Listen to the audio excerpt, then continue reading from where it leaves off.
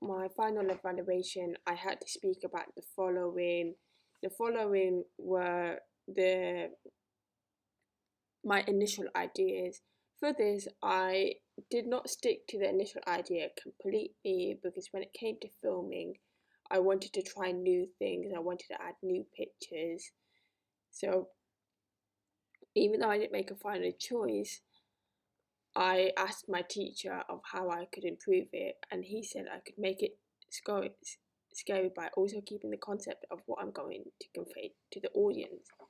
This was this was more difficult than I thought because I had all different types of footage that I wanted to use to ensure that my horror stood out from different types of horrors.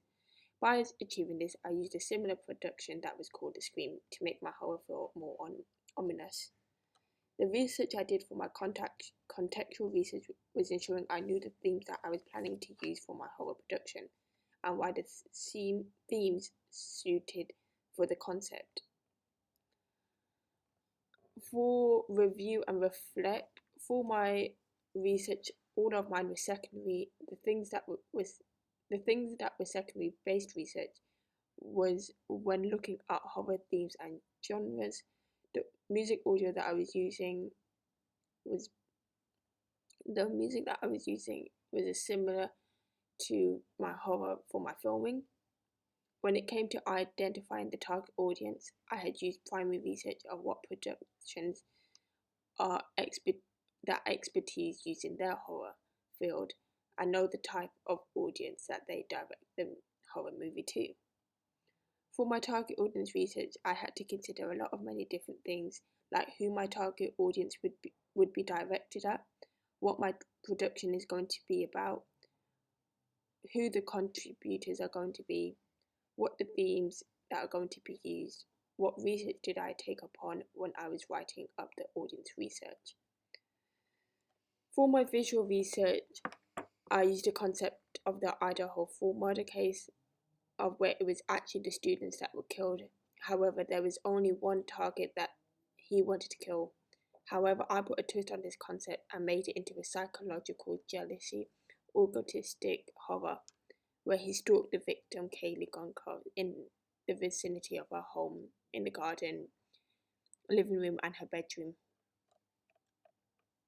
Review and reflect. When it came to my planning and production, there were many things to consider. The following was risk assessment, location research, call sheet, and scripts. All of these things that I did in the pre-production stage helped me to have a plan and to ensure that all my filming went smoothly.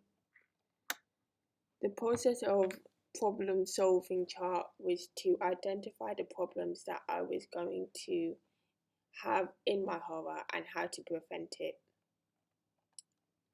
Practical skills. If practice practical skills for filming and editing for next time. If I undertook production again, I would prepare myself to find actors that could work around my production timetable to make it more professional for when I film next time.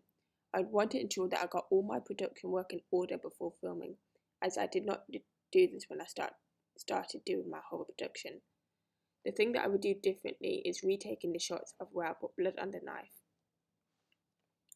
Below, as you can see, was the audience feedback that I did surveys and they replied of what went well.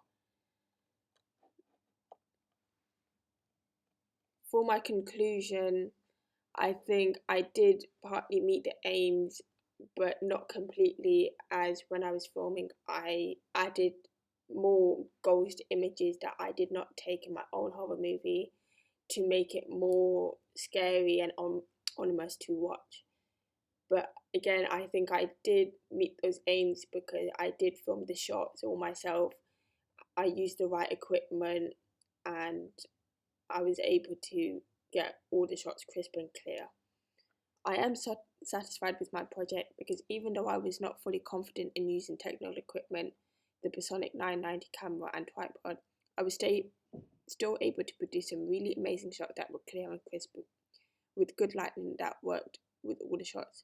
One thing that I found difficult was setting up the camera on the tripod. Even though it was difficult, I still stuck with it, which made me determined to produce good quality work that I am proud of. That's it.